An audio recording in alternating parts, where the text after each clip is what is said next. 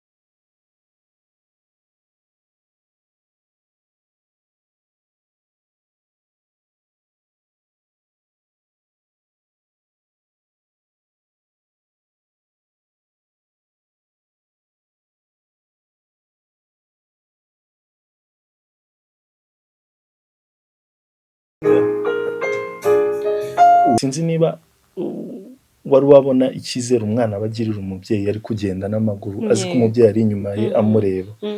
Uwo mwana aba yumva ko ari protected even though papa atari kumufata.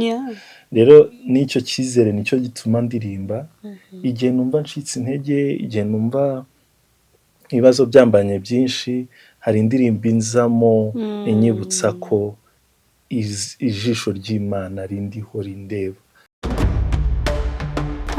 This is SunTalk Podcast, and I'm Sunny. Like I don't have something which pushes me. So, and I want to do everything that can make God famous. This podcast is brought by iSmart House, your best podcast agency in Rwanda. Muraho neza, nizere ko mumeze neza. Ni karibu nanone kuri SunTalk Podcast.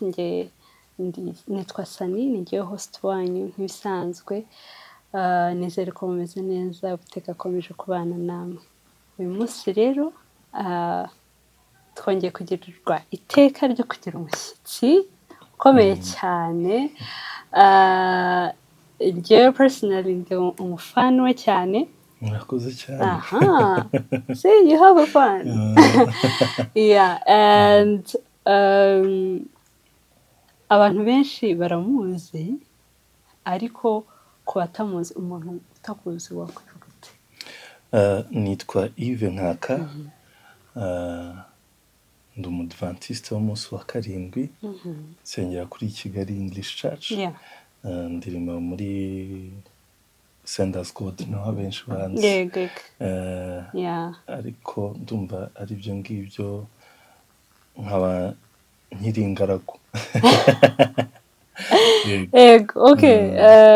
Yves Nkaka wakoze cyane. Murakoze cyane. You are very welcome. Thank you so much. Yeah, this is a good place, right? Yeah. It's really nice place. Yeah, it shows. Okay. Karibu cyane rero nanone. Murakoze cyane. Uyu munsi rero ujye kuturirimbira. Yego. Ujye kuturirimbira, ariko mbere yuko dutangira ibyo byose wabanza ukadusengera. Reka dusenge. Turagushimye Imana ikomeye, tugushimiye kuri Imana nziza idukunda, itwitaho, izina ryawe rihabwe icyubahiro. Tugushimiye ko uduhaye umwanya kugira ngo tuguhimbaze, tuvuge ubwiza bwawe, kandi tubwire benshi ibitangaza ukora. Turagusabye kugira ngo ari utuyobora, umwanzi Satani atsindwe, ibyo dukora byose biguhesha icyubahiro. Komeze kubana na buri umwe wese ukurikiye iki kiganiro, kandi umuhe umugisha. Twese dukomeze kuba imbere yawe nuko bikwiriye, mu izina rya Yesu. Amen. Yves, watubwiye kuririmba muri Senders God. Yego. ariko ndisiho ko atariho watangiriye. Ntabwo rero natangiye rwose ntabwo ariho watangiriye. Watubwira urugendo rwawe rwo kuririmba, igihe wamenyeye ko ufite impano yo kuririmba, ko ari umuhamagaro wawe nyine ugomba kuwukora mu rusengero. Mbere yuko mvuga urugendo rwanjye rwo kuririmba, ndabanza nshima Imana ko inshoboza kubikora, kubera ko ntabwo ari ubushobozi bwanjye, ni Imana ibikora, imbyutsa, navuga nkumva birakunze, natondekanya amanota nanone bigakunda. Ntangira kuririmba rero ntabwo nari nzi ko ari impano. Byari nk'ubushuti n'abantu twari duturanye, korari y'abana barayikoze. Icyo gihe nari mfite imyaka 7, 8. Twari dutuye Musanze, ndirimba muri korari iracyahari by the way. Naririmbaga muri Agano. Really? Yego. Naririmbaga muri At your Agano. 7 years? Yego. Wow. Icyo gihe yari korari y'abana bato. Hanyuma tugenda dukura, dukuzeho gatoya ngiye muri tronkome.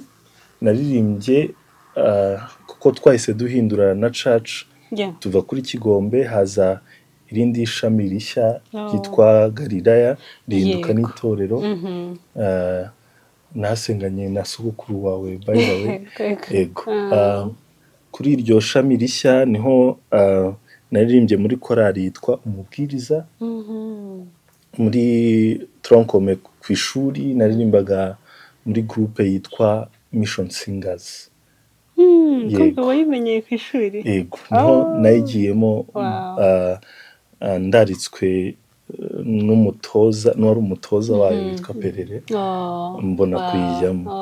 Hanyuma ngeze mu wa 4, umuntu ajya kwiga, garutse muri vacances twatangiye groupe y'abantu twaririmbanaga, yari y'abahungu n'abakobwa, yitwaga Trumpete.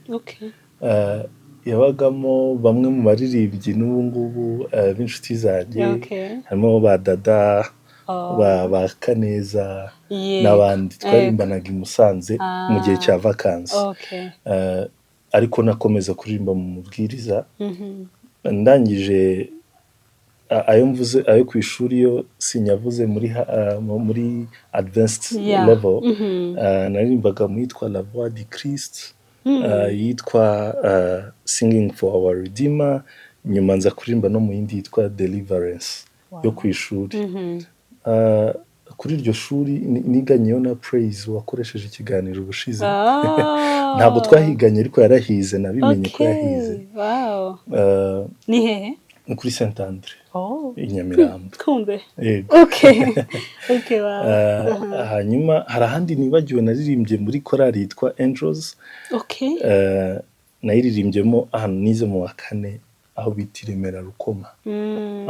Yego. Hanyuma nje muri kaminuza, korari nahise njyamo ni Sanders Code.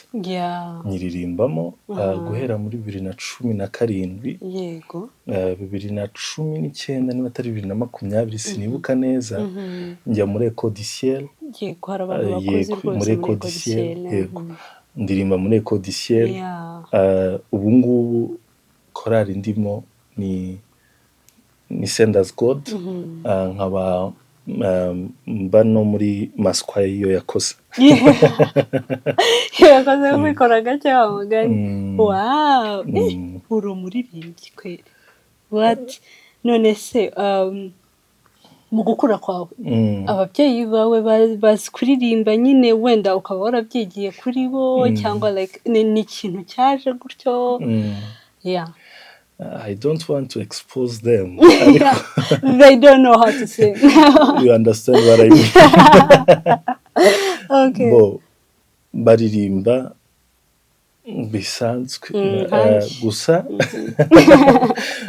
gusa Yeah. mama we yigeze kuririmba muri korali nyuma arabireka. Okay. yaririmbye muri korali ebyiri, yaririmbye mu ntwari za Kristo yo kuri Kigombe, nyuma aririmba mu yitwa umurwa w'amahoro y'igarira yatwimutse tujya kuri iryo shami. Yego. Wow. Okay.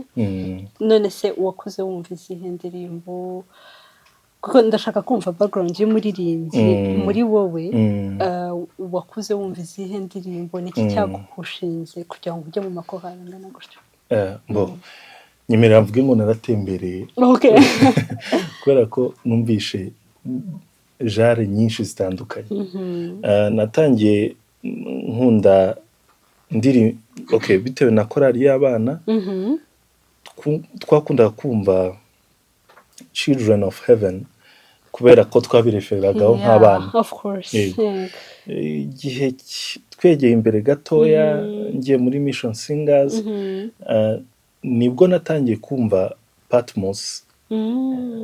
Ngendeye kuri album yabo yabankundishije cyane, yari iyo muri niba ari 2011 niba ari 2012 ntabwo mbyibuka neza.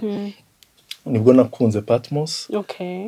Nyuma yaho nagiye numva andi makorali atari abanyarwanda cyane. Yego. Natangiye kumva za Heritage na n'andi magroup aririmba ma capella, na iyi korali ntabwo hari reunion yabagamo Heritage yitwa VOP, Voice of Praise. iryo huriro nge ntabwo narimenye ndi umwana. Ngo narimenye ndi umwana. Narimenye nkuze icyo gihe muri za 2012. Icyo gihe nibwo nakunze Patmos, nkunda izo genre zose. Nanakura numva nzaririmba muri korali ririmba gutyo. Ntangira no kujya mpimbudu. Gusa icyo gihe naririmbaga muri korali bisanzwe. Igitangaje ntago nabara ahantu nigishije indirimbo za Patmos, nigishije indirimbo za Menagerie ari abakobwa ndi kwigisha, nigishije indirimbo za Maranatha. Ni muri iyo sanse niko byari bimeze. Gusa ubu ngubu makorali yabaye menshi bijyanye n'ibyo nkunda. Njyewe nkunda kuvuga ko indirimbo ari nk'ibiryo. Nkunda kuvuga ko ari nk'ibiryo kubera ko umuntu umwe akunda ibijumba, undi agakunda ifiriti, undi agakunda inyama, undi muntu ugasanga akunda imboga rwatsi. Rero iyo variety niyiza n'ubwiza mu ndirimbo. Yego, rero ntawe nkundana kuba akunda indirimbo runaka, ariko nanjye iyo genre niyo nisanze nkunda. Yego. Okay. Biterwa kandi n'ugutwi. Yego. Kuyumva surtout na background y'umuntu. Tuvuge nkanjye nakuze jyewe rero numva VOP, Heritage, kabisa barankujije. So genre y'indirimbo numva ubwo nyine still zibari nka ziriya. And so bigatuma rero ukura arizo zikwihutira, ugutwi kwawe akaba arizo ariko kwamenyereye. Yego, zizavuba. Akaba arizo zizavuba, ariko n'uwumva rwose izindi zose it is open. Nicyo nkundira music. Yego. Okay, ukaba ugiye kuturirimba indirimbo ya mbere rero wahisemo iyihe? Nahisemo indirimbo igaragaza ko Imana cyangwa Yesu, ikavuga Imana ihoza ijisho kuri twebwe. Tumeze nagiye kuvuga ngo nk'ibishwi, ariko niko ijambo ryaho rivuga Gaspero. Ni indirimbo ivuga ngo for his eye is on the sparrow. Niba ishobora kubona igishwi ni inyoni nto, ndabizi neza ko nanjye imbona. Impamvu binshimishije nuko sinzi niba wari wabona Ikizere umwana abagirira umubyeyi ari kugenda n'amaguru azi ko umubyeyi ari inyuma ye amureba. Uwo mwana aba yumva ko ari protected even though papa atari kumufata. Rero n'icyo Cyizere nicyo gituma ndirimba. Igihe numva ncitse intege, igihe numva ibibazo byambanye byinshi, hari indirimbo inzamo inyibutsa ko ijisho ry'Imana rindiho rindeba. Yego, niyo ndirimbo ngiye guheraho. Perfect.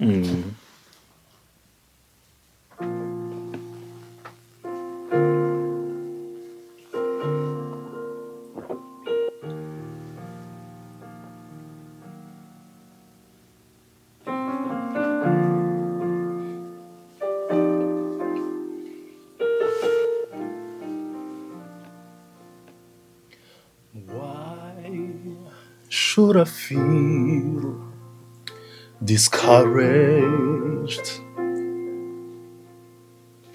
Why should the shadows come? Why should my heart be lonely and long for heaven and home? When Jesus is my portion, my constant friend is He,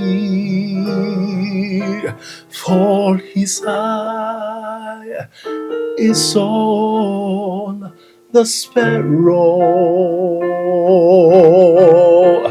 and I know He watches me. His eyes on the sparrow,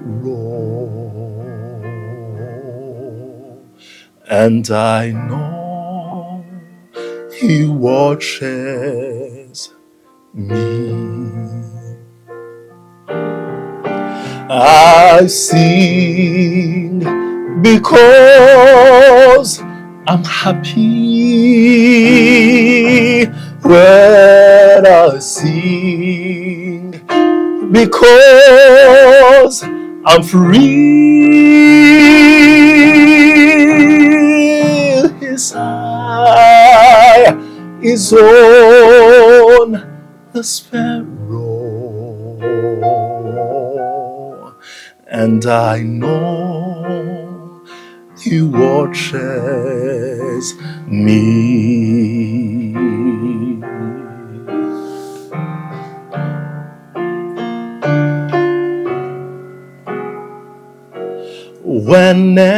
Whenever I am tempted, whenever clouds arise, when song give places to sing, when hope within me dies, I draw the closer to Jesus. From care He sets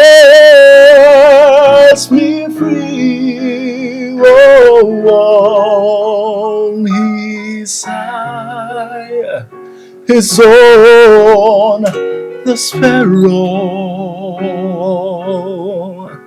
and I know He watches me.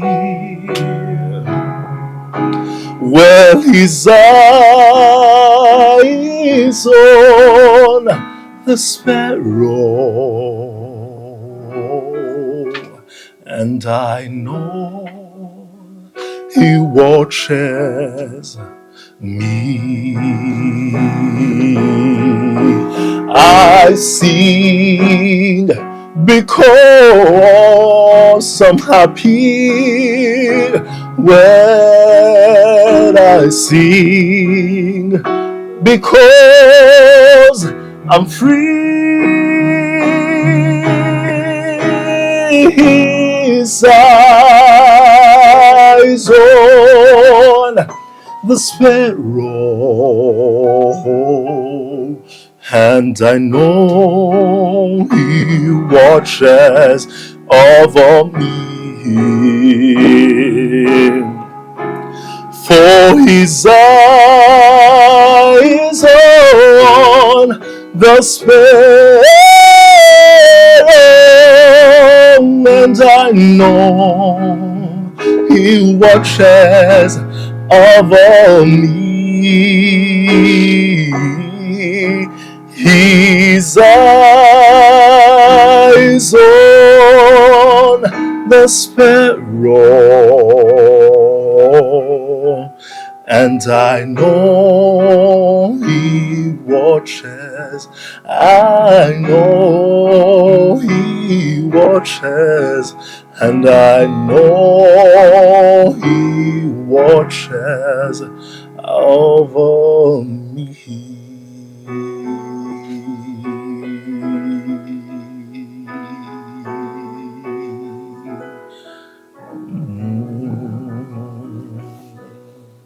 Amen. Amen, amen. Ndashaka tuvuge kuri iki gitero cya kabiri ngo whenever I am tempted, whenever clouds arise, when songs give place to singing, and when hope within me dies. Sometimes hope dies. Hari igihe rwose icyizere cyangwa kwizera gushira kubera ko umuntu ari guca muri situation zitandukanye. Uyu muhimbyi w'iyi ndirimbo yavuze ngo I draw the closer to him. Nibwo mwegera. Yego. Ariko mu buzima busanzwe njye ko nsanzwe mbibona cyangwa nacyo ko bimbaho iyo umuntu ari guca mu kigeragezo kimuremereye nyine when hopes die, umuntu ahubwo nibwo ajya kure y'Imana. Uyu nguyu yaranditse ngo ahubwo nibwo yegera Imana. Wowe as a person? Njyewe option zose ndazemera kubera ko nemera ko ikigeragezo kitakwishe kiragukiza. That's so true.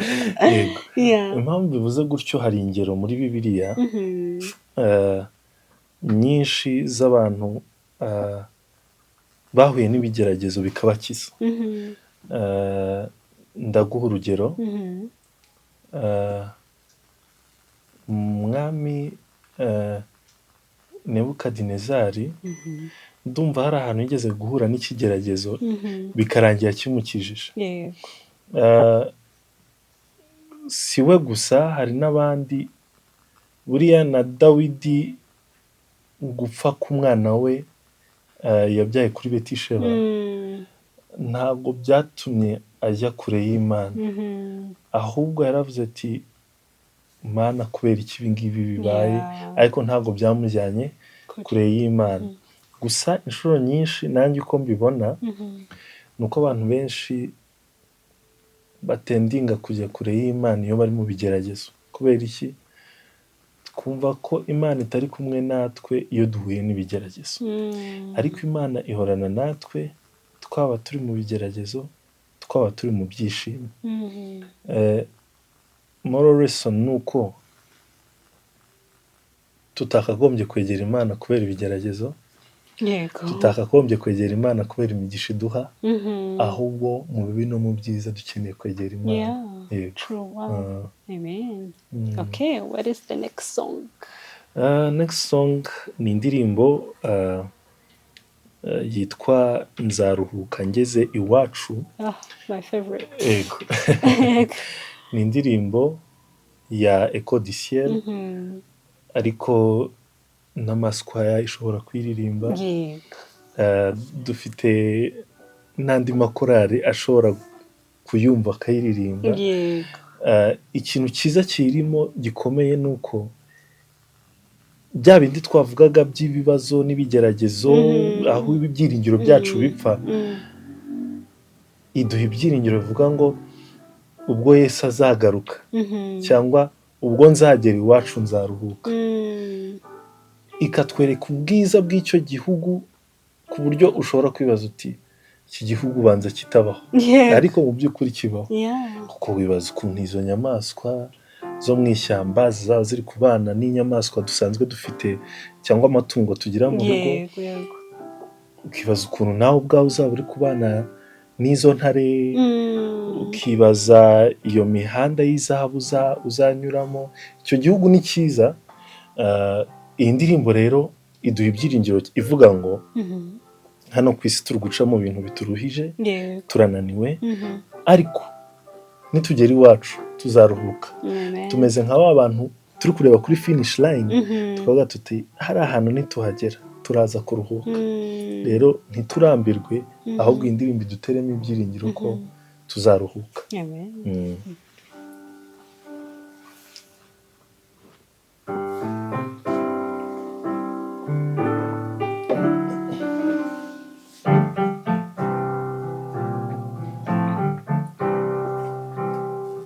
Nubwo naniwe cyane nzakomeza urugendo kugeza ubwo nzotahi wacu heza,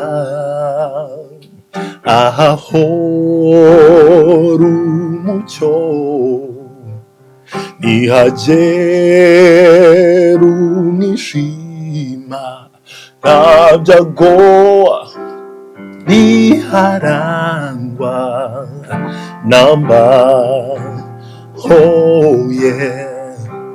Nzaruka ngeze iwacu heza cyane, nzaruka ngeze iyo mw'ijuru ningerayo, nakubabara nagupfa bizarangwayo. Nzaruhuka ngeze iyo mw'ijuru.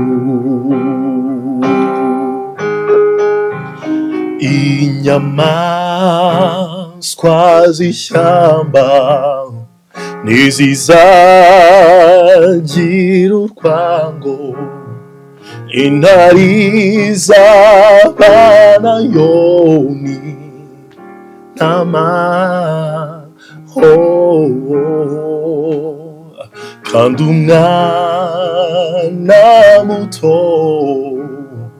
niwe uzabiragira. Nanjye nzahindurwa icyere n'igishya, nzaruka ngeze iwacu heza cyane, nzaruhuka ngeze iyo mw'ijuru ningerayo, nakubabara nagupfa bizarangwayo. Nzaruhuka ngeze iyo mw'ijuru, nzaruhuka ngeze iwacu heza cyane, nzaruhuka ngeze iyo mw'ijuru ningerayo, nakubabara nagupfa bizarangwayo. Nzaruhuka ngeze iyo mw'ijuru,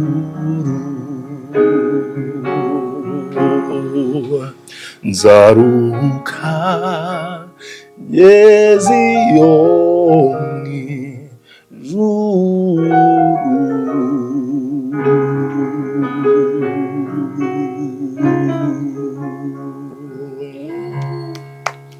Yes. Amen. Amen. Nkunda iyo ndirimbo cyane pe. Amen. Ni one of the songs chorale Écho du ciel ifite nkunda, ariko surtout iyo ari masquare muri benshi iraryoha cyane and shout out kuri bantu bayitera.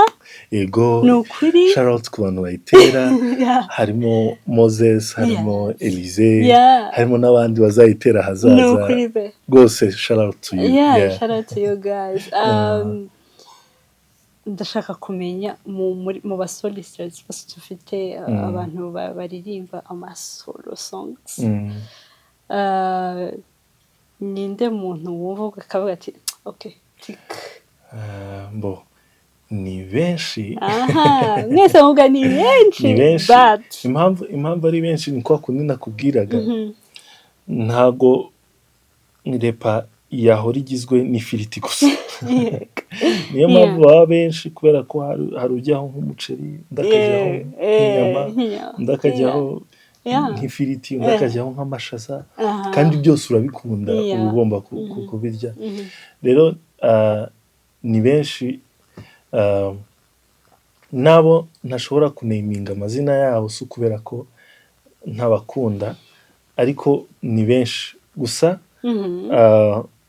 Muri abo ngabo sinzi niba nabita abasoliste. Okay, n'abasoliste, ariko njye nkunda cyane mu gihe bari gutera, ndi kwirinda kuvuga ko baba bari kuririmba. Hanyuma muri abo ngabo nshobora kuvuga benshi. Harimo Moses, harimo Elise, harimo Octave wo muri Bride. Yego. Harimo ni benshi, nuko harimo ba Francis, ni benshi, ba Kimenyi, ni benshi nshobora kuvuga. Hari nabo nshobora kwibagirwa, hari nabo nkunda ntazi amazina yabo. Kubibaho cyane. Hari umusore uririmba, nanze kuvuga ko ari umwana kubera ko ntakunda ukuntu baririmba, ariko ni benshi cyane. No mu bakobwa ubwo urumva navuze abahungu gusa, n'abakobwa baba benshi. Njye ndyoherwa n'iyo umuntu aririmbye neza, uwo ari we wese biranyura. None se ufite ijwi nyine rigera kure, nibazaga niko wanyuri cyangwa uko umuntu yitoza niko agira nyine n'amatekinike yiyongera. Hari umuntu twari turi kubiganiraho, turi kubivuganaho. Ubundi ijwi ryanjye riba hagati mu majwi y'abahungu. Hari abahungu baririmba baze baba hasi, hari n'abahungu baririmba cyane bajya hejuru. Muri abo njye mba hagati aho ngaho. Aho hagati mba rero ngerageza ku extendinga range, njya hasi rimwe na rimwe cyangwa njya hejuru. Gusa habamo, ndashima Imana ko yampaye ubwo bushobozi, ariko habamo no kuba wenda ari uko umuntu ari kuririmba, no gukunda kuririmba bigeraho ijwi rikamenyera kujya hejuru, cyangwa rikamenyera no kujya hasi, biterwa n'ibyo umuntu ashaka kuririmba. Yego. Somo twakuramo no kwitoza. Yego. Kwitoza kenshi. Kwitoza kuririmba no kubikunda. Yego. Isomo ni ukuririmba, kandi buri Imana nitanga impano ikakugeza kuri ibyo byose. Ni ukuri ko Imana nitanga impano, buri iyo kuririmba njye ntayo yampaye. But ikintu cyiza kiri kandi cyanditse muri Bibiliya nuko ibindi byose bizarekera turi ku isi, ariko mu ijuru ngo kuririmba rwose azaba ari cyo kintu gikorwa from morning to evening. So natwe twese tuzabibasha. Yego. Hari umusore twakoranaga, ntabwo tugikorana. Ndi ku kazi nageraga gutya nkaba ndaririmbye akantu arangiza akambwira ngo ngo komeza unyirateho cyane nitugera mu ijuru tuzaba tungana. Ati hari ahantu nk'ibikiye nanjye nzajya ngucaho nkaririmba. Okay, meze nk'ubu indirimbo ugiye gukurikizaho nihe? Noneho tugiye gukurikizaho ebyiri. Okay, nta kibazo. Ngiye gukurikizaho indirimbo ebyiri. Imwe ni Peace Speaker, indi ni The Center of My Joy. Okay. Peace Speaker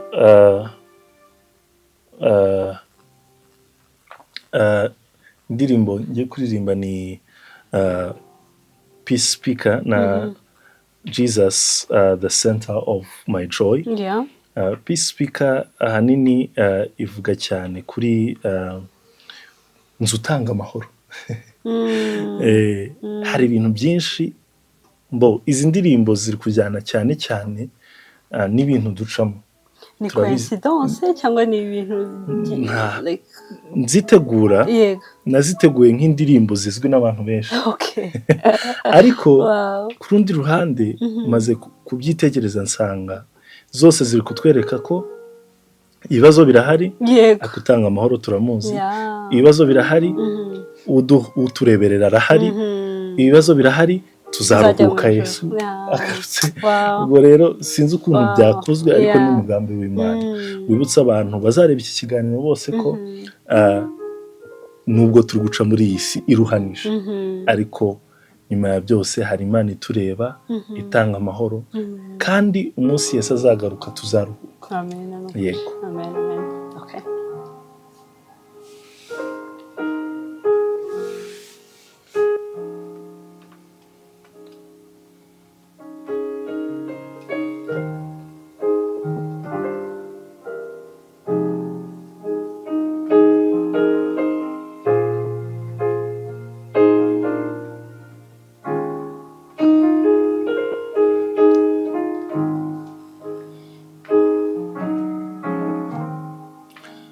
It was such a lovely day.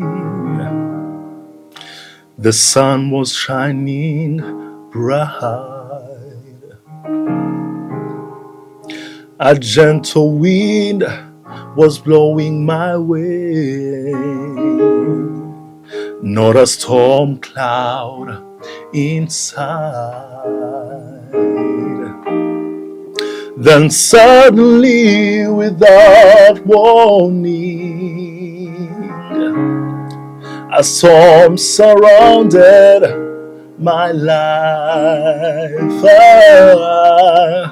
But even in the storm, I can feel the calm, and He's the reason why. And I know the peace speaker. I know Him by name.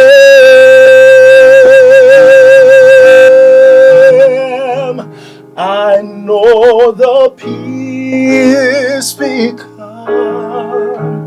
He controls the winds and waves. Hey. When He says peace be still, they have to obey.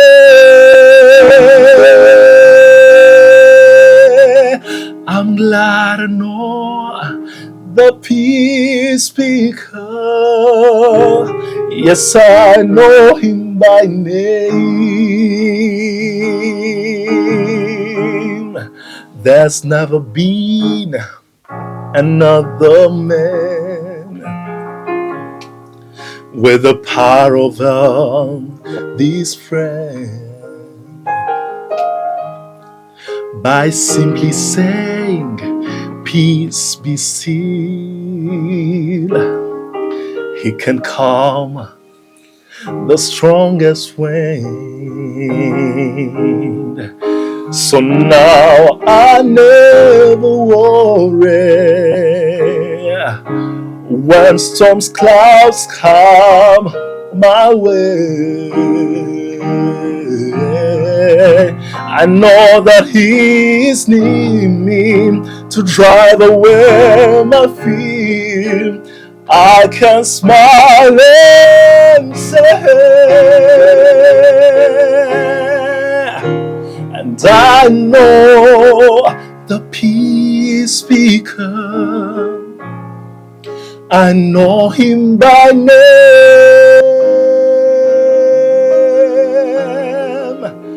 I know the peace speaker. He controls the winds and waves.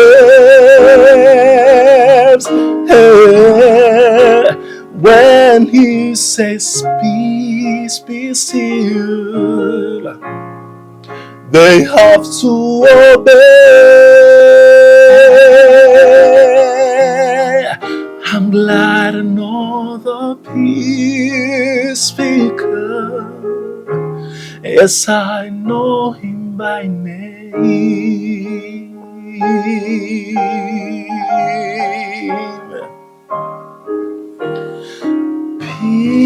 Peace, peace, wonderful peace, coming down from the Father above.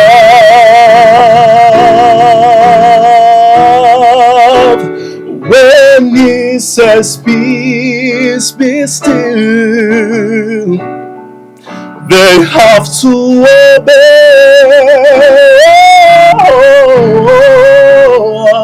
I'm glad I know the peace speaker. Yes, I know Him by name. Oh, I'm glad I know the peace speaker. Yes, I know Him by name.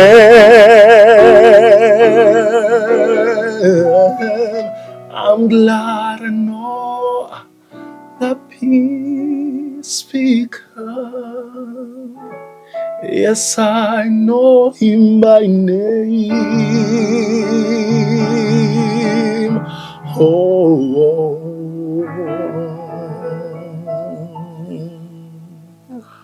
Amen. Amen. Amen. Amen. Nanjye utanga amahoro ndamuzi. I can tell. What? Indirimbo ya kabiri ni Jesus the center of our joy. Okay. And indirimbo ingaruramo ibyishimo n'ibyiringiro kubera ko nta byishimo ushobora kubonera muri iyi si. Nibiba byabonetse ni Imana yabitanze. Niyo mpamvu mvuze ko nta byishimo ushobora kubonera muri iyi si. Abafite amafaranga babura amahoro. Yego. Abatayafite nabo babura amahoro. Abarwayi babura amahoro. Abazima tubura amahoro. Rero amahoro n'ibyishimo bituruka muri Yesu. Niyo mpamvu Yesu ari we zingiro cyangwa center of our joy. Umunezero wacu.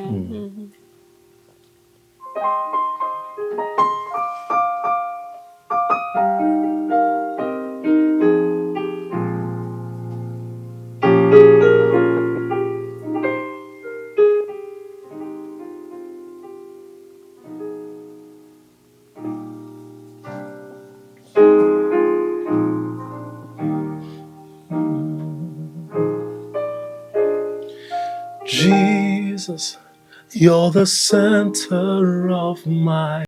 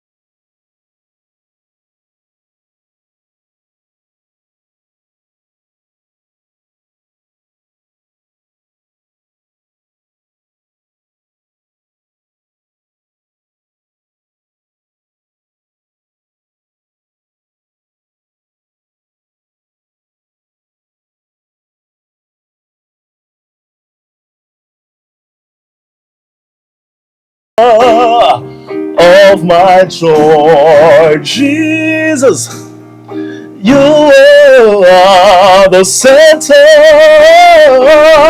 of my joy. Jesus, you are the center of my joy.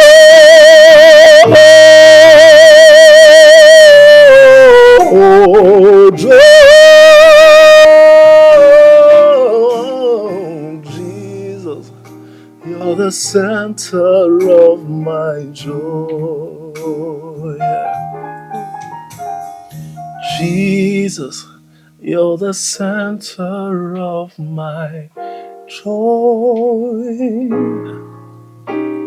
All that's good and perfect comes from you. You're the heart of my contentment, hope for all I do. Oh, Jesus, you're the center of my joy.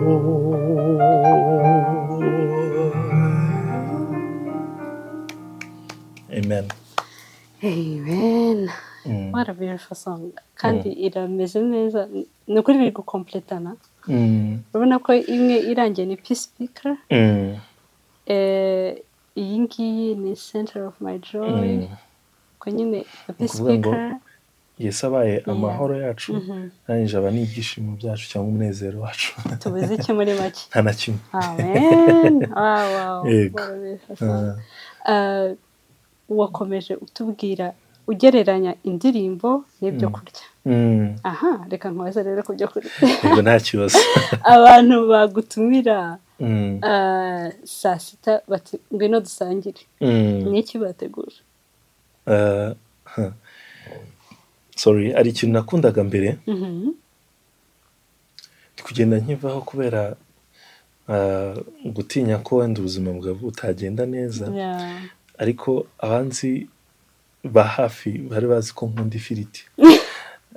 Ariko bigenda bigabanuka kubera ko umuntu agenda akura, avuga ati izi ndwara ziterwa n'ibi biragabanuka.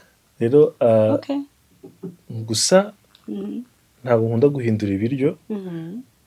Inshuro nyinshi usanga hari umuceri, hariho imboga, hariho izo firiti iyo nazisubiyeho. Inyama zo si cyane kubera ko ntabwo nzikunda, n'izo ndya n'iz'umweru. Yego. Ubwo ni amafi n'inkoko. Yego, obviously. Urebye n'ibyo ngibyo, ariko wateguye n'imvange nazirya. Icyo wategura nshoboye kukirya nakirya. Gusa hari ibyo ntashobora wenda nk'izo nyama zitukura n'ibindi. Ni allergie? Oya. Nta allergie. Mba numva nkunze izo ngizo. Good. Aha, kunywa rero. Kunywa?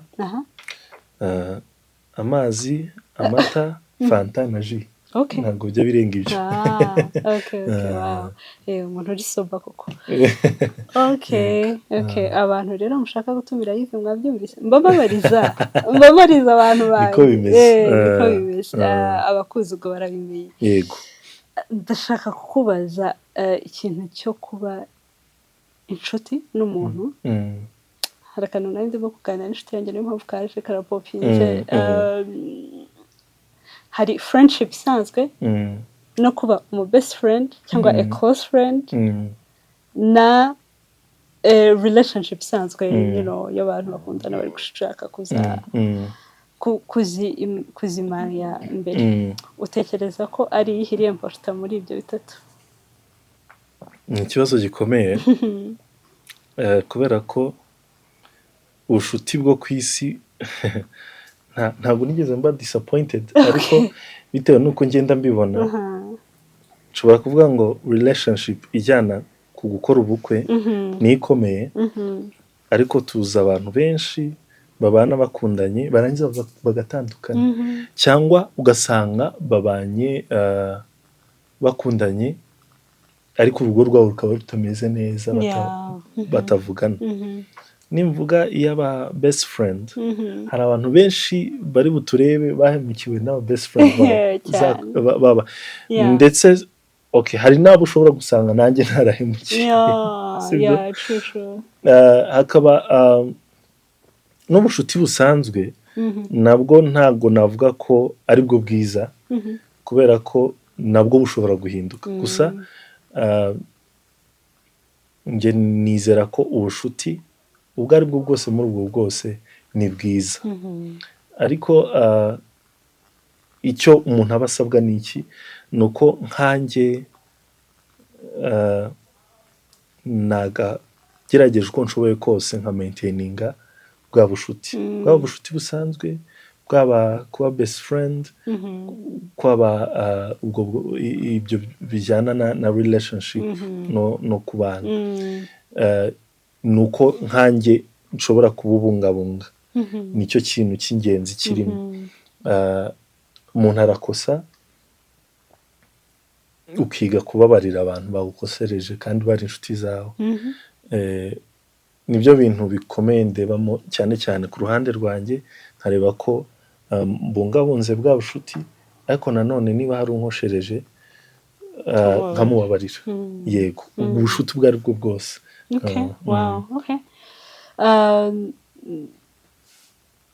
Ni byiza ubisubije neza uko nabitekerezaga. Ariko se mu nshuti zawe zose izo nzi nizo ntazi, ni iyihe wita best friend wawe? Do you have a best friend? Best friend mfite ni umuntu tunakundana byo kuzabana. ariko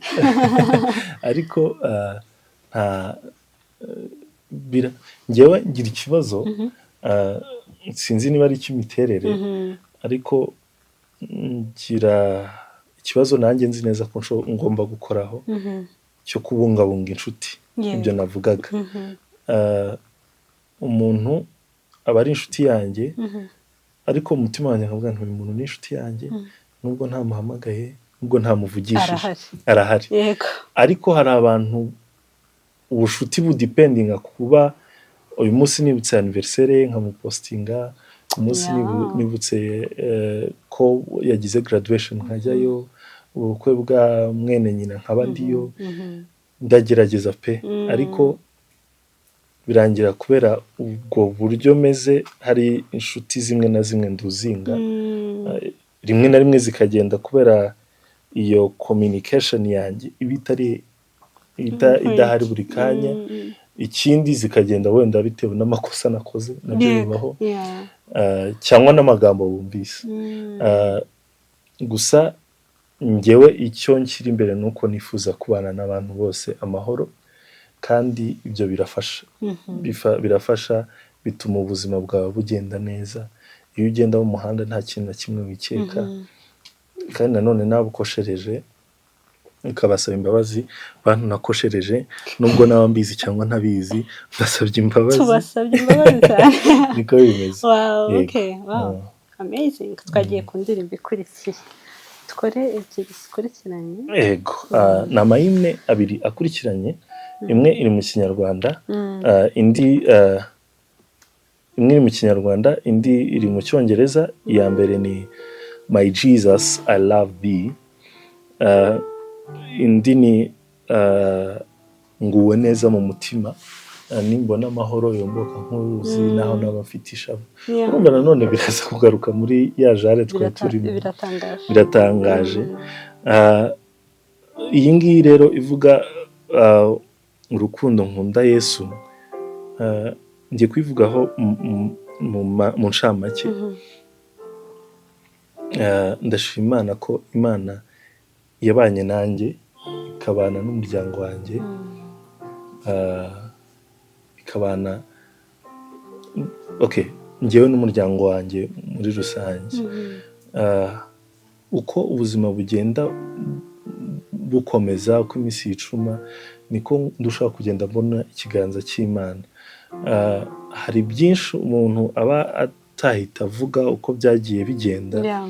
ariko hari moments nyinshi nagiye mbona ikiganza cy'Imana bituma ntashidikanya ko Imana ibaho, bituma ndushaho kuyikunda kubera ibyiza inkorera, kandi bigatuma ndushaho kuyizera ko n'ibiri imbere izabikora. Amen. Yego. Wow.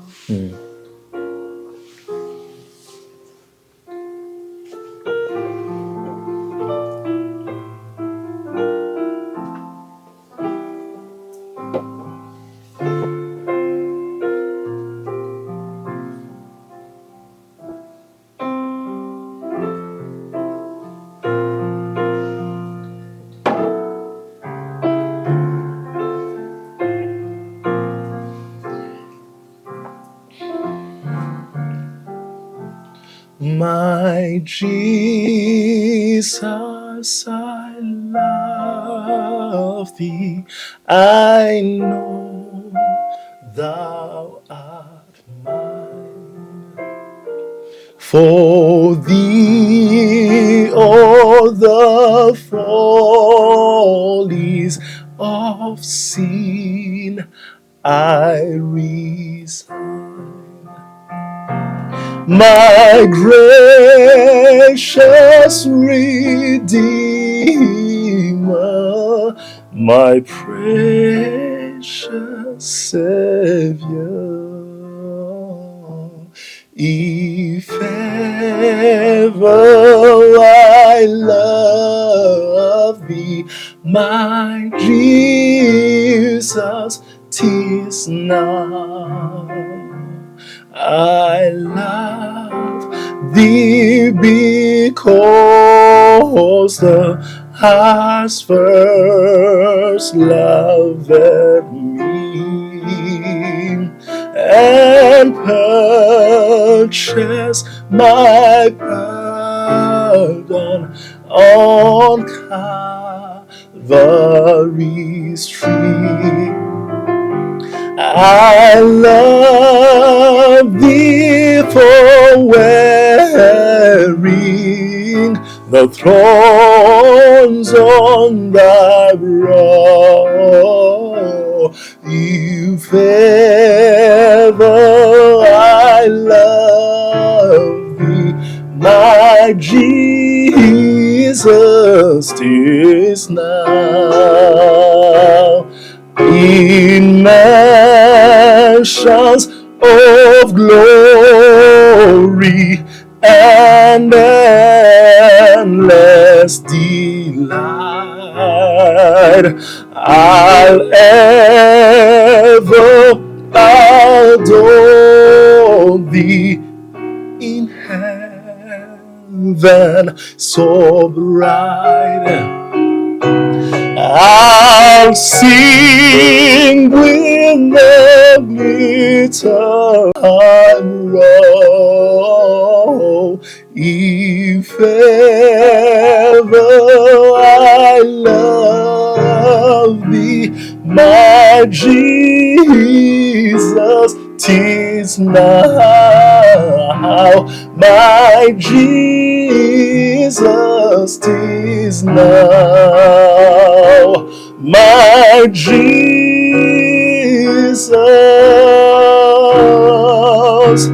'tis now.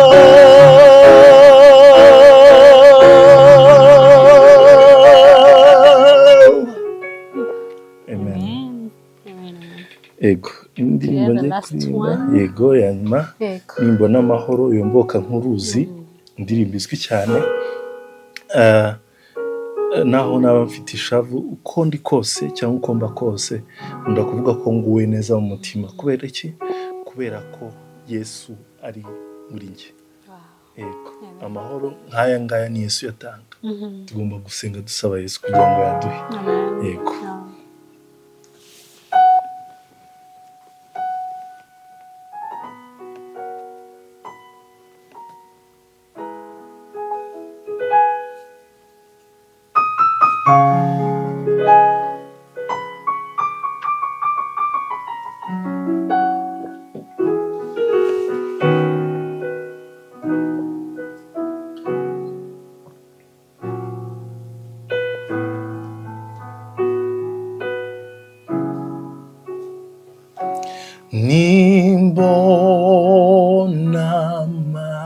amahoro yomboka nk'uruzi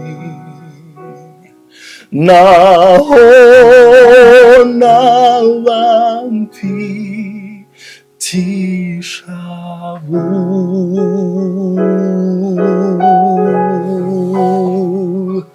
uko mba kose jya nkunda kuvuga ninguwe neza mu mutima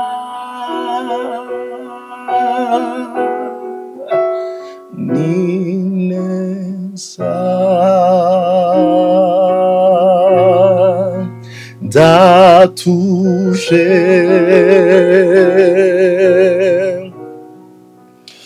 konguwe neza mu mutima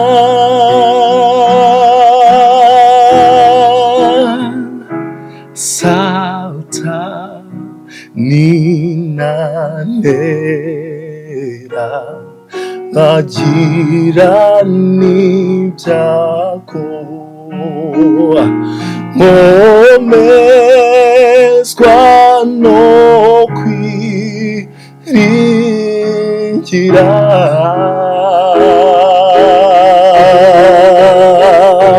kuko Kristo yabonye ko ndi impebyi niko kubwira amaraso ye ni neza ndatuje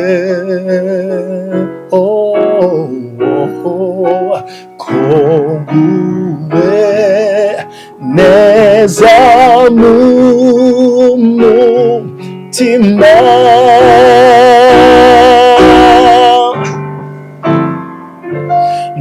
nami tebutumo susagarukamo ubwibicubi zarungo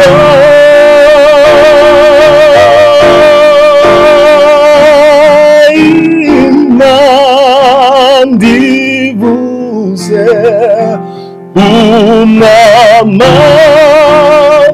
unamanuke ninguwe neza mu mutima ni neza ndatuje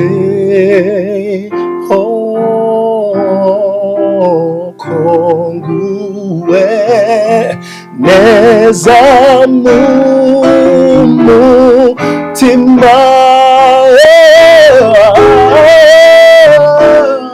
konguwe neza mu mutima